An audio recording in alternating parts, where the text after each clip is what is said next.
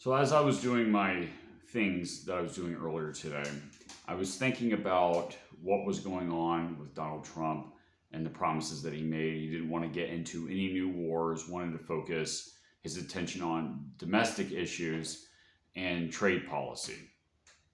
And he wanted economic recovery. He wanted to free the American people from the deep state, or that was the implication of his campaign, of both his campaigns, actually, his first and his second one.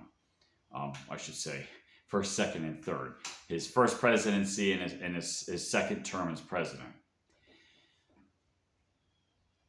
But as you could see, there are deep state operatives, such as Pam Bondi, that is his attorney general. He started a war for the sake of, I'm not going to get into the details, he just started a war. And that doesn't really benefit the American people. There is an argument to be made that, yes, Iran is a backer of terrorism, for sure, yes. They are a problem in the Middle East, but that's on the other side of the world. Not America's biggest problem, actually. But instead, they're closing the Strait of Hormuz, and you have to think, okay, well, what's going on? Did he not think about this? Did he just expect that the intimidation would produce the same kind of result like kidnapping Maduro in Venezuela?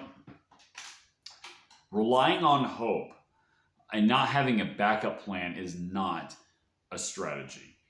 Okay, so a leader, a good leader, is someone who can pick out the right people for the jobs. In other words, they can look at people and say, okay, they're talented in X, Y, Z. These are the kind of people I need to have in charge of this, this, and that.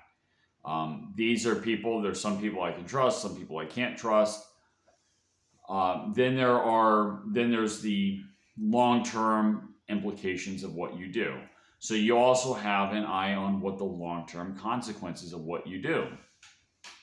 And to be perfectly blunt, Trump, even with the best of intentions, Trump has great intentions and is an intelligent person as he is. He's failed at least partly on those two accounts. The long-term consequences of his actions and picking the right people around him. He made the huge mistake in his first term, really the wrong people around him. And he's doing it again. Now, he tried to not do that this time by picking loyalists around him with mixed success. I mean, you have RFK Jr. as in the Department of Health, which is good. You have Tulsi Gabbard, which I have mixed opinions on, but you could say, I guess she's a loyalist. But then you got, like I said, Pam Bondi, which is an absolute disaster.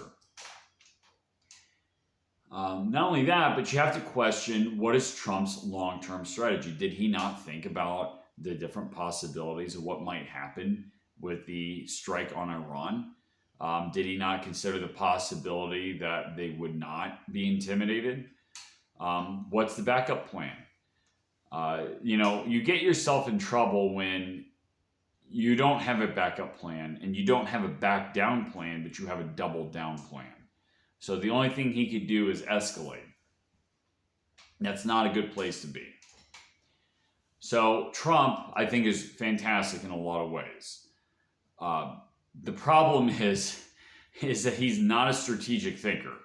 Apparently not. And he's also, maybe he's got autism or something, I don't know. But he's not very good at picking the right people to be around him. So like I said, good person, good motives, but in some ways, he's not a good leader.